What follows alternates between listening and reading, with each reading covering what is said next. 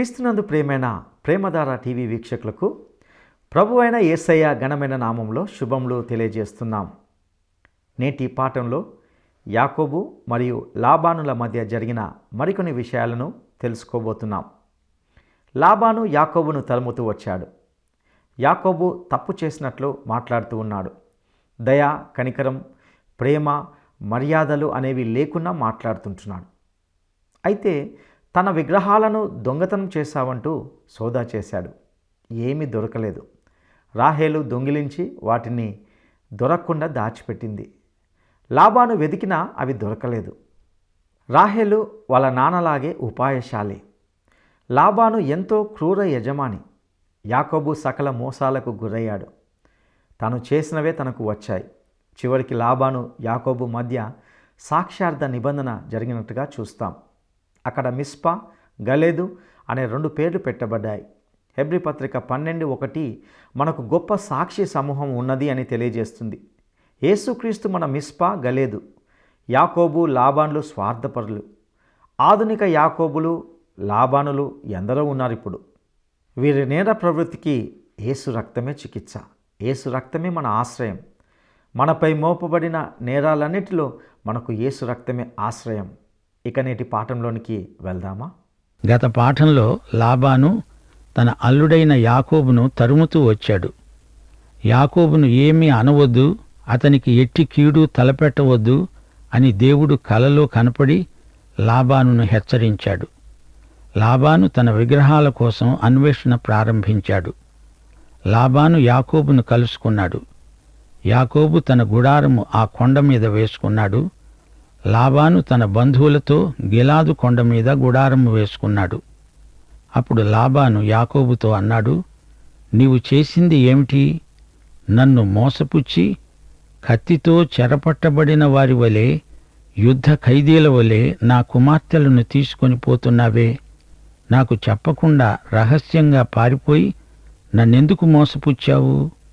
సంభ్రమముతో, పాటలతో, మధ్యల సితారాలతో నిన్ను సాగనంపుదునే. నీవు నా మనుమలను కుమార్తెలను ముద్దాడనీయక పిచ్చిపట్టి ఇలా చేశావు. మీకు హాని చేయాలంటే చేయగలను, నాకు చేతనవును. అయితే పోయిన రాత్రి, గత రాత్రి మీ తండ్రి యొక్క దేవుడు నాతో అన్నాడు, నీవు యాకోబుతో మంచిగాని చెడ్డగాని పలికేవు జాగ్రత్త. నీ తండ్రి ఇంటి మీద బహువాంఛగలవాడవై వెళ్ళగోరితే వెళ్ళు. మరి నా దేవతలను ఎందుకు దొంగిలించి తెచ్చావు చెప్పు. లాబాను తెలివైన వంచకుడు. మండిపడుతూ వచ్చాడు. యాకోబు తన వద్ద నుండి తెచ్చినవన్నీ తిరిగి లాక్కుపోదామని వచ్చాడు. మొదట యాకోబును చంపుదామనే ఉద్దేశించాడు. తన 2 కుమార్తెలను, వారి సంతానాన్ని తిరిగి తన చోటికి తీసుకువెళ్దామనే తలంపు లాబానుకు ఉంది. పెద్ద వ్యవహార దక్షత గల పెద్ద మనిషిలాగా మాట్లాడుతున్నాడు.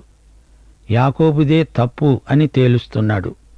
తన పిల్లలకు ముద్దు పెట్టి వీడ్కోలు చెబుదాము అంటే అలా కాకుండా చేశావు అంటున్నాడు. అంతా ఒట్టి మాటలే. వీలు కల్పించినా అలా మనుమలను ముద్దాడేవాడు కాడు. మాటలు కోటలు దాటుతాయి, కాళ్ళు గడప కూడా దాటవు అనే సామెత లాబానుకు బాగా వర్తిస్తుంది. యాకోబు మీద నేరారోపణ చేస్తూ మాట్లాడుతున్నాడు. దేవుడు నాతో మాట్లాడబట్టి గాని లేకపోతేనా నిన్నేమి చేసేవాణ్ణో. నిజమే, అతనికి నష్టం వచ్చినప్పుడు ఇక దయాదాక్షిణ్యాలు ఉండవు. ఎంత దారుణానికైనా తెగిస్తాడు. లాబాను పద్ధతే అంతా. కీడు చేయకుండా దేవుడే తప్పించాడు. అసలు సంగతి బయటపెట్టాడు. నా గృహదేవతలను దొంగిలించి తెస్తావా? ఏవి నా దేవతలను నాకివ్వు అంటున్నాడు. లాబాను దేవతా విగ్రహాలు అతని చరాస్తి. విగ్రహారాధికులకు తమ విగ్రహాలు పోతే ఎంత బాధో, ఎంత పౌరుషమో. సరే, ఇప్పుడు లాబాను అభియోగానికి యాకోబు జవాబు చెప్తున్నాడు. మామా, నీవు బలవంతముగా నా వద్ద నుండి నీ కుమార్తెలను తీసుకుంటావేమో అని భయపడ్డాను. ఎవరి వద్ద నీ దేవతలు కనపడతాయో వారు బతకూడదంతే. నీవు నా వద్ద ఉన్న వాటిని మన బంధువుల ఎదుట వెదికి సోదా చేసి నీదేమైనా ఉంటే దానిని తీసుకో. రాహేలు వాటిని దొంగిలించి తెచ్చుకున్నదని యాకోబుకు తెలియదు. అసలు ఆ దేవతలతో తన వారికి ఏం పని, ఎవరు తీసుకుంటారులే అనుకున్నాడు. యాకోబు లాబాను మాటలు నమ్మడు. లాబాను పచ్చి మోసగాడు అని యాకోబు ఎరుగును. మరి తాను అదే కోవకు చెందినవాడు. అయితే లాబాను మటుకు యాకోబును నమ్ముతాడా? దొంగను నమ్ముతాడా? ఒకరి మీద ఒకరికి అసలు నమ్మకమే లేదు. 20 ఏండ్లు కలిసి ఉన్నారు. ఎలా పనిచేశారో ఏమో. లాబాను సోదా చేయటం మొదలుపెట్టాడు. అతడు యాకోబు గుడారములోకి, లేయా గుడారములోకి, ఇద్దరి దాసీల గుడారముల్లోనికి వెళ్ళాడు గాని అతనికి ఏమీ దొరకలేదు.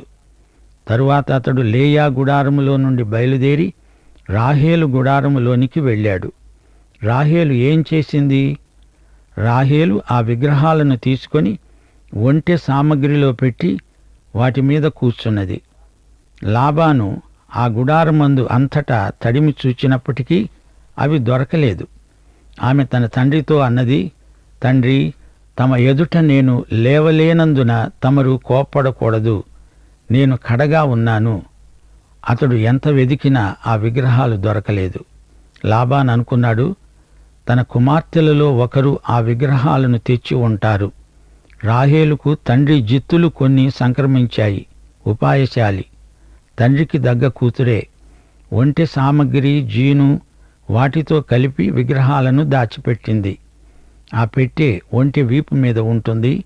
తనిప్పుడు దానిమీదే కూర్చొని ఉంది. నాన్న, నేను లేవలేను, బయట ఉన్నాను, నా ఋతుస్రావ సమయం అంటూ ఆ జీను పెట్టె మీది నుండి కదలదే. రాహేలు, ఇదంతా మీ నాన్న నీకిచ్చిన శిక్షణ గదు. గృహదేవతలను తెరాఫీము అంటారు. దేవతార్చన సరుకు, శకునాలు తెలుసుకునే ప్రతిమలు. ఈ వస్తువులు ఎవరి వద్ద ఉంటాయో వారే కుటుంబానికి నాయకులవడం ఆనవాయితీ. ఈ విగ్రహాలున్నవి అంటే లాబాను తదనంతరం అతని ఆస్తి అంతా యాకోబుకే సంక్రమిస్తుంది. అందుకే లాబాను అంత కంగారు పడుతున్నాడు. తనది ఏది చిల్లి గవ్వ కూడా యాకోబుకు చెందకూడదు. ఇప్పటికే ఎంతో సంపాదించాడు అనుకుంటున్నాడు లాబాను. యాకోబుకు ఇప్పుడు ధైర్యం వచ్చింది. లాబానుకు తమ గుడారముల్లో ఏదీ దొరకలేదు. ఇప్పుడు మామను ఎడాపెడా దులుపుతున్నాడు. యాకోబు కోపపడి లాబానుతో వాదించి అతనితో అన్నాడు, ఇటు చూడు మామ, నీవు ఈ విధంగా మండిపడి నన్ను తరుముతున్నావే, ఎందుకు? నేనేం ద్రోహం చేశాను? నే చేసిన పాపమేమిటి? నీవు నా సమస్త సామగ్రి, నా సామానంతా తడివి చూచావు, సోదా చేశావు గదా. నీ ఇంటి వస్తువులలో ఇక్కడ నీకు ఏది దొరికింది చూపు. దొరికితే నా వారి ఎదట, నీ వారి ఎదట అది ఇక్కడ తెచ్చిపెట్టు. వీరే మన ఉభయుల మధ్య తీర్పరులు, వీరే తీర్పు చెబుతారు. ఈ 20 ఏండ్లు నేను నీ దగ్గరే ఉన్నాను. నీ గొర్రెలైనా నీ మేకలైనా ఈడ్చుకొని పోలేదే. నీ మంద పొట్టేళ్లను నేను తినలేదే. దుష్టమృగముల చేత చీల్చబడిన దానిని నీ వద్దకు తేలేదు. ఆ నష్టం నేనే భరించాను. పగటివేళ దొంగిలించబడింది, రాత్రివేళ దొంగిలించబడింది. నా దగ్గరే నీవు వసూలు చేశావు, రాబట్టుకున్నావు. నేను ఈ విధంగా ఎంతకాలం నీ దగ్గర పనిచేశాను. పగటి ఎండకు, రాత్రి మంచుకు నేను క్షీణించిపోయాను. నిద్ర నా కన్నులకు దూరమైంది. ఇంతవరకు నీ ఇంటిలో 20 ఏండ్లున్నాను. నీ 2 కుమార్తెల నిమిత్తము 14 ఏండ్లు, నీ మంద నిమిత్తము 6 ఏండ్లు నీకు కొలువు చేశాను. అయినా నువ్వు నా జీతం 10 మార్లు మార్చావు. నా తండ్రికి దేవుడు, అబ్రహాముకు దేవుడు, ఇస్సాకు భయపడిన దేవుడే గనక నాకు తోడై ఉండకపోతే నిశ్చయముగా నీవు నన్ను ఒట్టి చేతులతోనే పంపివేసి ఉండేవాడివి.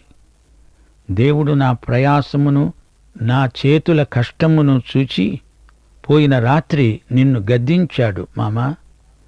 లాబాను బడిలో యాకోబు తాను నేర్చుకున్న పాఠమంతా ఇప్పుడు అప్పగించాడు. కృతార్థుడయ్యాడు. ఇప్పుడు యాకోబు పట్టభద్రుడు, బాగా దెబ్బలు తిన్నాడు. ఈ 20 ఏండ్లు పట్టుమని పట్టెడన్నం లాబాను ఊరికే తనకు పెట్టలేదు. పస్తులుండి పనిచేసిన రోజులున్నాయి. పూట తిండి పెడితే పూట కూలివాడిలాగా డబ్బు వసూలు చేశాడు. పనిచేస్తున్నప్పుడు ఏదైనా బీమా పథకం ఉందా అంటే అదీ లేదు. ఏదైనా నష్టం వస్తే పాపం యాకోబే అచ్చుకోవాలి. ఒళ్లంతా హూణం హూణం చేసుకొని చాకిరీ చేశాడు. లాబాను క్రూరుడైన యజమాని.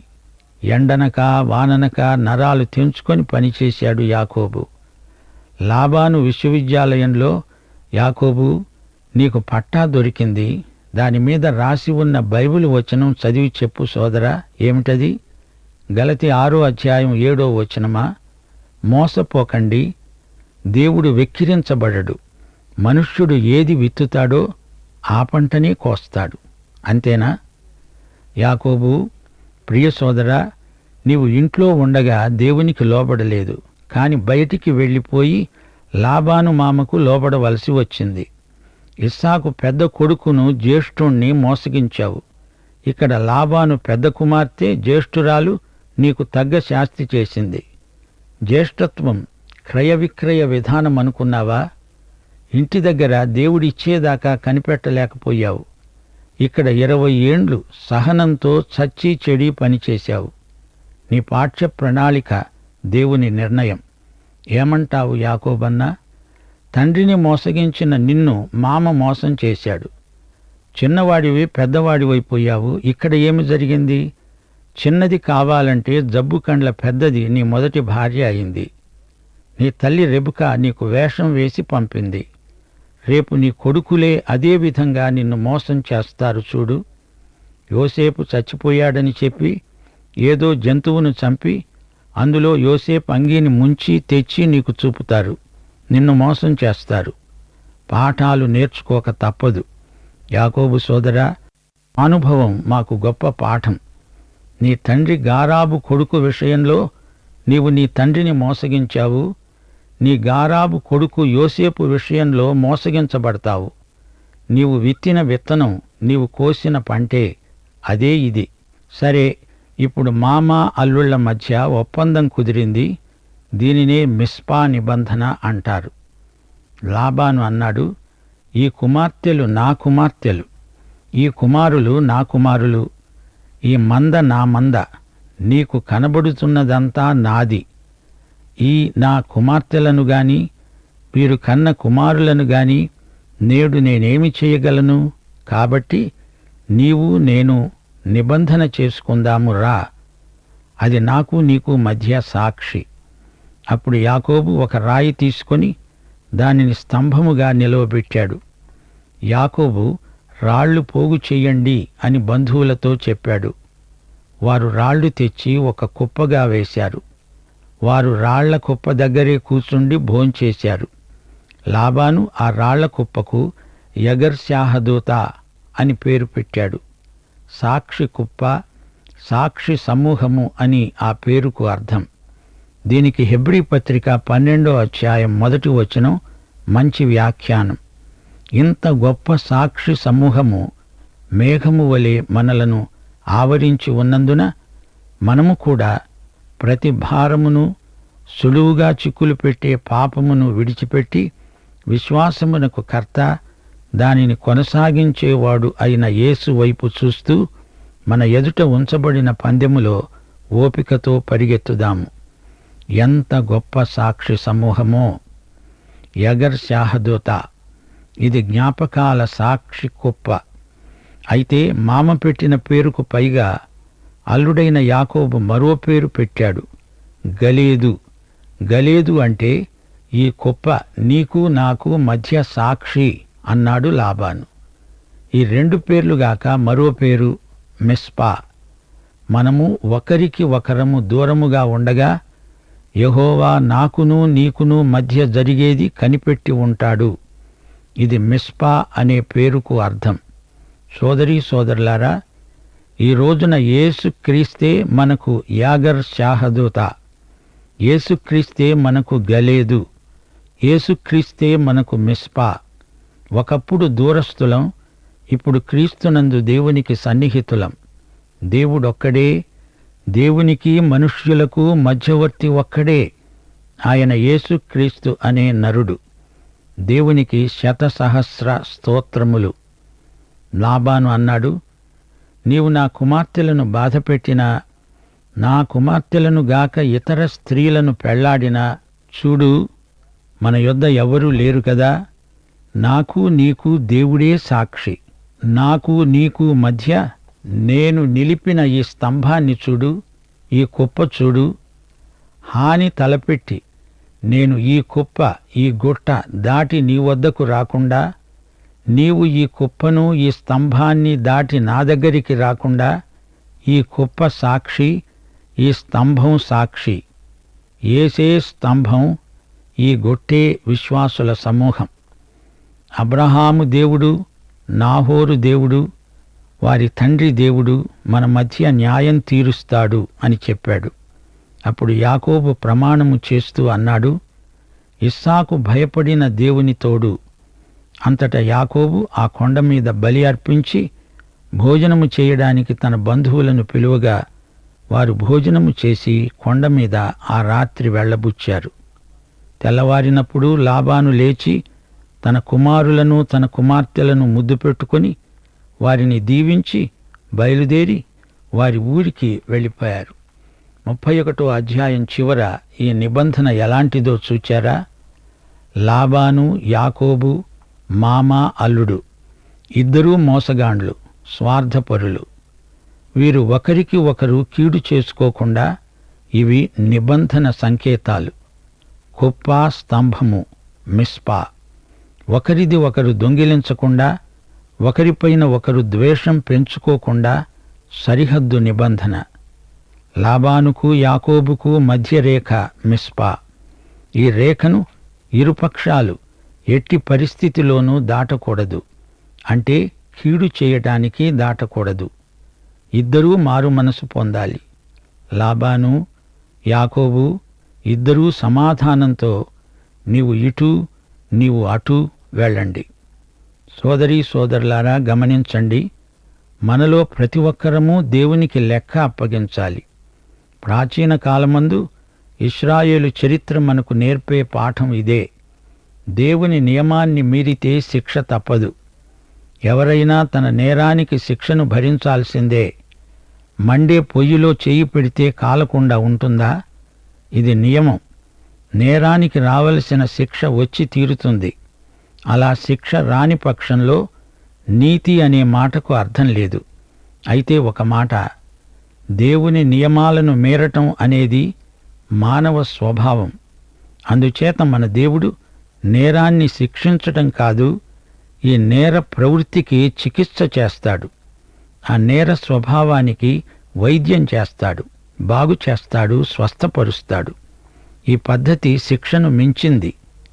దేవుని పోలికలో ఉన్న మనిషి పాపం చేయవలసిన అగత్యం లేదు. దేవుని నీతిని అనుసరించిన శిక్ష విమోచనాత్మకమైన రక్ష. నేరస్తుణ్ణి చెరసాలలో నిర్బంధించినంత మాత్రాన దిద్దుబాటు ప్రయత్నాల వల్ల మనిషి పరివర్తన చెందడు. యేసు రక్తమే నేర రోగికి చికిత్స. మానవతా దృక్పథంతో నేరస్తుణ్ణి సంస్కరించే ప్రయత్నాలన్నీ విఫలమైపోయాయి. క్రీస్తునందు మానవుని నేర స్వభావానికి శిక్ష విధించబడింది.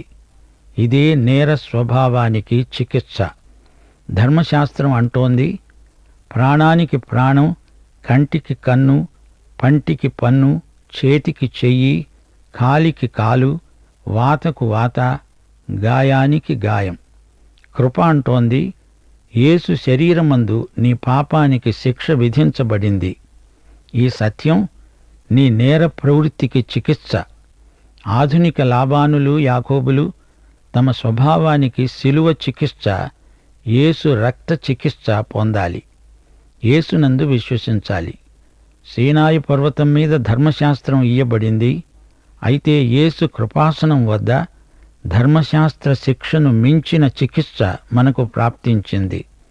యెహెజ్కేలు గ్రంథం 7వ అధ్యాయం 23వ వచనం చెప్పినట్లు, అంతటా నేర వాతావరణమే. దేశం రక్తంతో నిండి ఉన్నది, పట్టణం బలాత్కారంతో నిండి ఉన్నది. సంకెళ్ళు సిద్ధపరచండి, నేరాన్ని శిక్షించండి. అయితే యేసు రక్తం నీకు చికిత్స. విమోచన. నీ సంకెళ్ళు తెగిపోతాయి. దౌర్జన్యాన్ని యేసు సౌజన్యంతో జయించు. అపొస్తలుల కార్యములు 25వ అధ్యాయం 16వ వచనం. నేరము మోపిన వారికి ముఖాముఖిగా వచ్చి తన మీద మోపబడిన నేరమును గూర్చి సమాధానం చెప్పుకోవడానికి అవకాశమివ్వాలి. ఇప్పుడు నీవు నేను ధర్మశాస్త్రానికి ముఖాముఖిగా నిలిచి మన మీద మోపబడిన నేరమును గూర్చి సమాధానం చెప్పుకోగలం. ఆ సమాధానమే యేసు రక్తం. యేసు రక్తమే జయం. ముగింపులో మీకు కొన్ని ప్రాముఖ్యమైన విషయాలు చెప్తాను. కుటుంబాల గాథలు ఆదికాండంలో ఎన్నో ఉన్నాయి. కీర్తనలు 68:6 వచనం. దేవుడు ఏకాంగులను సంసారులనుగా చేసేవాడు. కుటుంబ జీవితం ఎంతో ఆహ్లాదకరమై దేవుని మహిమను ప్రతిఫలించాలి. కుటుంబ సంబంధాలలో దేవుని ప్రేమ వ్యక్తమవ్వాలి. తల్లి తండ్రి, అక్కా చెల్లెండ్లు, అన్నాదమ్ములు ఈ పరస్పర సంబంధాలలో నుండి తిరిగి వీరికి పెండ్లిళ్ళైపోతే మళ్లీ అన్ని కుటుంబాలు ఏర్పడతాయి. కుటుంబ సభ్యులు బాధ్యతనెరిగి ప్రవర్తించాలి. కుటుంబంలోని యువతీ యువకులు గృహసీమను ఒక చిన్న తరహా సంఘంగా గుర్తించాలి. దీనికి శిరస్సు యేసుక్రీస్తే. తల్లిదండ్రులు కుటుంబంలోని పిల్లలను అందరినీ సమానంగా చూడాలి. పక్షపాతం చూపకూడదు. బైబిలులోని సామెతల గ్రంథం కుటుంబ గ్రంథమని చెప్పవచ్చు. కుటుంబానికి దూరంగా పని మీద ఉండవలసి వస్తే తరచూ ఒకరిని ఒకరు పలకరించుకోవాలి. ఉత్తరాల ద్వారా గాని ఫోను ద్వారా గాని పరామర్శించుకుంటూ ఉండాలి. పిల్లలు పెద్దవాళ్లై ఉద్యోగాలను బట్టి వెళ్ళిపోయినా వృద్ధులైన తల్లిదండ్రులను ఎన్నటికీ మరువకూడదు. కుటుంబంలో కొందరు విశ్వాసులు, కొందరు అవిశ్వాసులు ఉంటే విశ్వాసులు తమ ప్రేమ వైఖరిని బట్టి అవతలి వారిని క్రీస్తులోకి నడిపించాలి.